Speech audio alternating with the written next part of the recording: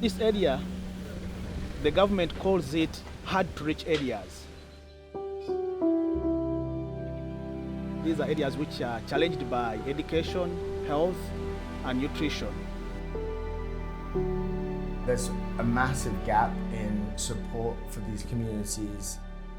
They do not want to rely on handouts, and frankly, those are mostly treating the symptoms. They're not actually treating the root causes of some of the wider issues.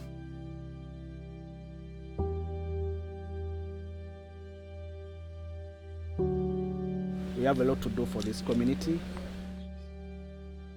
but sometimes people need hope. Working with communities, we can provide access to education, water, sanitation, and food. We are doing our best.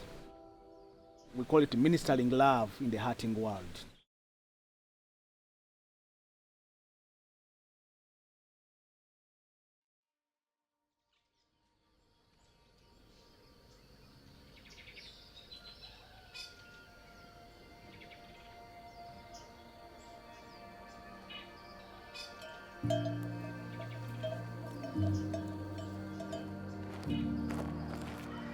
When we came to this area, we had a lot of orphans, single mothers, and very poor families.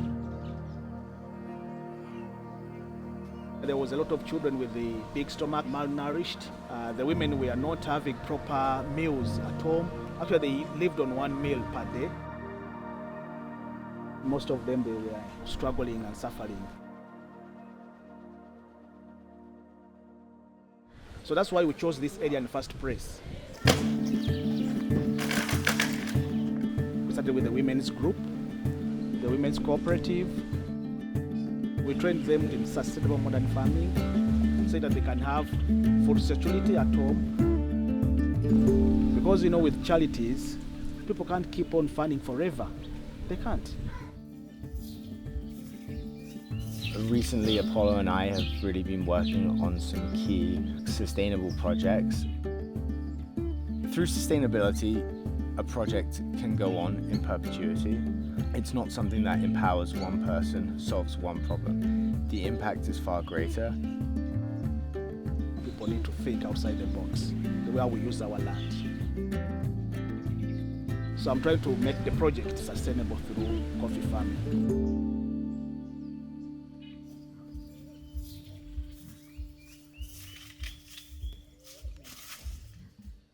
The Coffee for Planting for Hope project, she helps everyone. The lady for cooperative, they help for the farm. We plant coffee, those coffee, they sell them to get money. All the proceeds come to school to pay the teachers, to pay the forage, to pay for the drugs at clinic. So with coffee, I know I'll be able to sustain the project.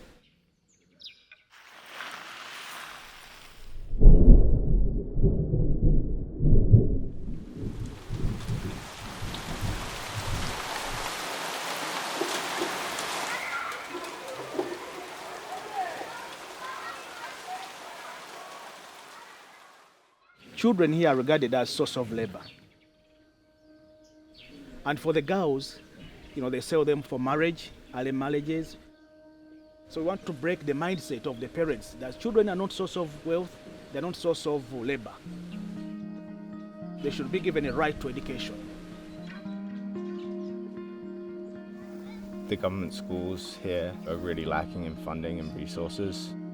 They just don't have adequate facilities for the amount of children there are.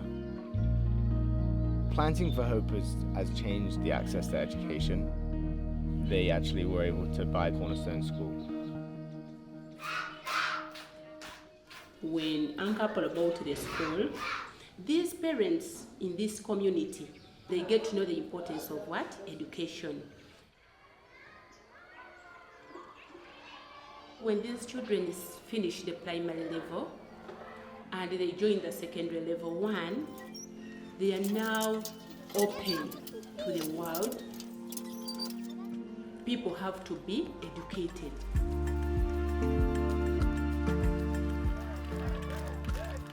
Our motto says for the school, be the change you wish to see in the world.